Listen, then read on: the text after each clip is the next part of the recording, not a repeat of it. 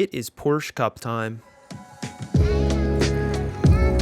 If you are new to the channel, this is pretty much all that I drive, and this is in the sim iRacing. So this is a computer game. It doesn't look like it, but this is a computer game, and it's my first race back after a long break where I jumped into a real car for the first time. And I got black flagged immediately. I got black flag. Yeah, I think you're driving way too hard. I feel like I'm not driving hard enough. I think we're gonna have to back it down a bit. Okay.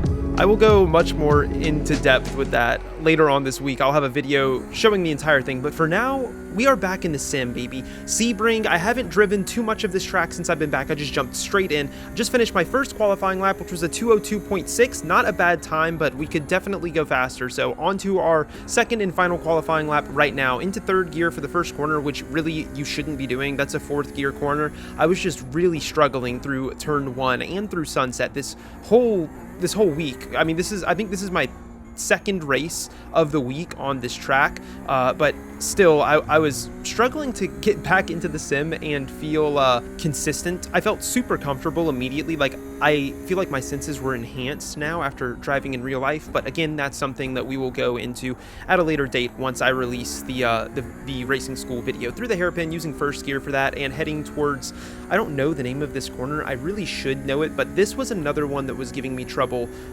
throughout this race, and I think you'll see it a couple of times. Aiming to brake just after the first set of cones and get down to second gear, keep that rotation all of the way through, so this left-hander is really easy. You can eat a lot more of that big curb on that left-hander. I just, in this instance, kind of missed it. Braking before those three cones and kind of while turning the entire time. You're never really straight through Tower, which is that corner we just went through. And now we're heading into the final sector, or a couple of sectors of this track, into a series of S-like corners called Le Mans. Somewhere in there they're called Le Mans, and you're aiming for a slightly late apex there because you want to ride onto this curb a lot smoother than what I just did. That was a really bad way to take that corner, and then I have all of this super long straight to think about everything I did wrong and how I'm going to fix it on the next lap, and the sun is blinding as we head towards Sunset, which just makes for an absolutely perfect transition to thank our sponsors, SIMAGIC, who have basically supplied me with everything I own, and I have had zero problems with them.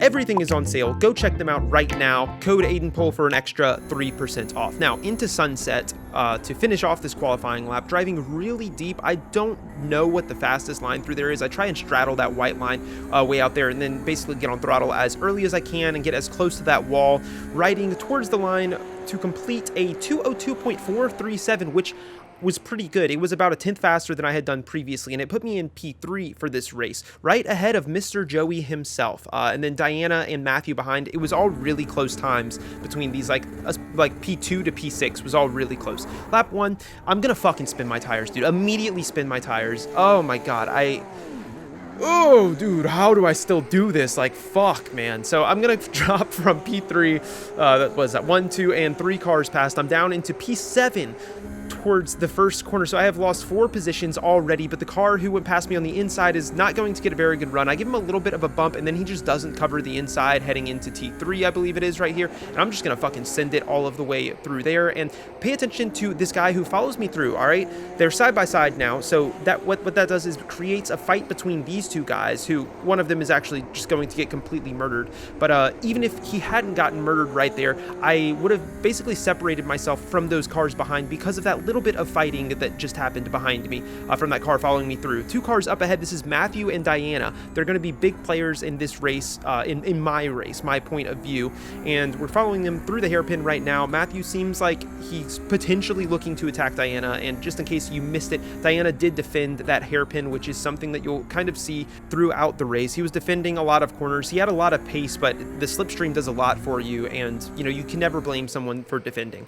Now, heading into same lap, it's the end of the lap. The top 3 are running away. Joey at the tail end of those top 3. Diana is deep into the Le Mans section. I don't know, the penultimate section. Yeah, it's literally called Le Mans. Okay. turns 15 and 16 we just went through. That's called Le Mans. So through there, Diana kind of made a mistake, which allowed Matthew to get right on his tail. I was hoping this would give me an opportunity by them fighting, but I just drive way the fuck out there in Sunset, like super deep. Just could not get the car to turn. Broke a little bit too lightly, I think, and just carried way too much speed through. So I'm falling off of these guys as we go into lap 2, but they are going to begin to fight going into T1. Matthew looking to the outside, Diana again defending, which of course, I mean, I love it when people defend. I love it even more when people run into a wall like that and give me a free position, moving up the inside of Matthew into T3. And lo and behold, the same guy who followed us through on the first lap, he's going to do it again and put that same situation behind us where they're fighting. I'm just gaining time, so I will be under no pressure coming out of the second sector, which is turns 3, 4, 5, and 6, the ones that we just went through. And it's pretty important that we're under no pressure, because into the hairpin, which is the next braking zone, I'm just going to once again completely miss the apex, go super deep. Thankfully, they're fighting behind, so nobody can make a move. And on top of that, Matthew seems like he just gets on throttle a little bit too early, maybe shifted too much weight onto the left side of his car and spins that thing right around. So we have a lot of room behind us, and we're just chasing down Diana at this point. And this was kind of the story of this race for me, because I would make... I mean, I felt like I had good pace. I also had the slipstream, but I would just keep making mistakes at the hairpin or through Le Mans, for example, right here. I believe I just lock up the rears a little bit, go deep out of that first corner, and then I'm riding at a weird angle onto that second one, missing the final exit that onto the extremely long straight. So I lost probably 4/10 there to Diana, 3/4, and that kind of happened a lot. Diana was making mistakes too, though. On lap number 3, he completely whiffed, or she completely whiffed. I don't know, Diana, if you're a guy or a girl. It's typically a girl name in America, but Perez is not, I mean, Perez is kind of an American name, I guess, at this point, because it's like the mixing pot, but like, fuck, dude, I'm fucked. They are closer to us now, so 2/10 away. We're really deep in the slipstream now, and there's 10 more laps to go. It's a 13-lap race, and we're going to drive off at Tower. Another mistake that was creeping up on me a lot. I feel like I almost felt too comfortable in the car. In real life, from my very limited experience, I felt like I could push a bit harder and manage it, but in the sim, like if you push, it's hard to really know when you're pushing too hard, and that was something I was doing consistently, sliding through the exit of Le Mans, and I would just continue to kind of have this push-pull behind Diana all of the way through most of the race. This is lap number 8, and Joey is fighting Hayden Bramley for P2. As that is happening, he's gonna make a video of that. We have been caught by Mathis, P6, behind us. So now P4 Diana, P5 me, and P6 Mathis, we're all within like 6/10 of a second, half of a second, and this was kind of my sign to get a move on. I do think that I had pace to run away from Diana, but Diana is going to defend as soon as I get close enough to make a move, and I'm going to hang around the outside, not to try and go around the outside of Diana, but to keep the car behind me. I felt like if I had tried to go to the inside, there was possibility for some sort of mistake to happen, and this guy could have picked up the pieces, and we are literally like one mistake away from losing that position to Mathis, I believe his name is. That's probably not how you say it, but that's how it's written. So Mathis Blanc.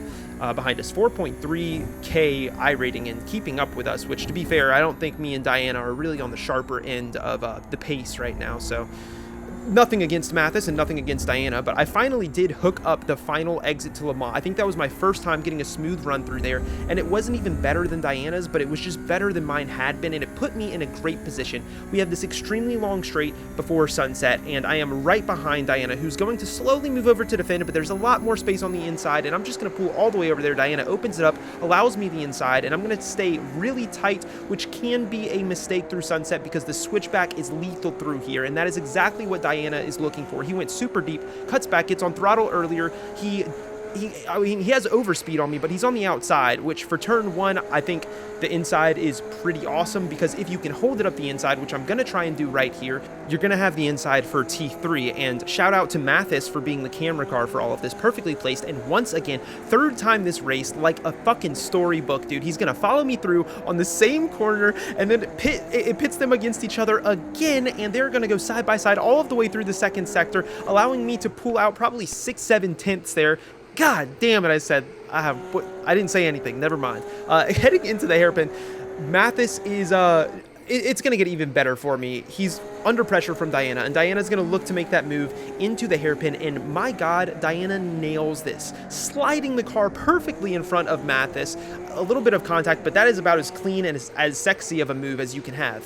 in my opinion, personally. Like, that looks like a move that you would see in real life, because sometimes you just have to sling it. Now, heading into I'm going to guess that this is T7 or T8. Don't know for sure. They're going to go side by side. Mathis looking to go around the outside. Definitely possible, but eats a little bit too much of that curb and slides out. Almost gets that move done, which would have been fantastic. Now, all of that fighting has gifted me a huge gap behind. I have 1.4 seconds about to Diana, which is just barely on the edge of slipstream, and as I continue to make small mistakes, Diana would end up climbing closer and closer. This is lap number 11, heading into the hairpin. He's a second behind me, and I'm going to lock up my front tires. I think I locked up my rears for just a second as well, and Diana is going to close that second gap down to probably 3/10, maybe 4/10, which is really heavy slipstream zone. I was able to keep him at that distance for some time, but coming out of sunset at the end of lap 12, it was the closest he'd been at this point, and we're going on to the final lap. I'm moving to try and avoid slipstream as much as I can. I mean, actually not as much as I can. I've done it way more than that before, and Diana is going to completely whiff this. I mean, actually, it's not that bad. He misses the apex pretty badly, and that 2/10, 3/10 gap opens up to about 5/10. Doesn't sound terrible, but over the course of one lap, and you've already, I mean, we're basically a fifth of the way through this lap already. To close up half a second, he would have to pull something insane out, or I would have to wreck, and I didn't. I didn't. So coming through sunset for the final time, baby, we are back on iRacing. It feels amazing, and we crossed the line for P4. Fuck that race start, but other than that, this race went about as well as it could have for me. I love racing.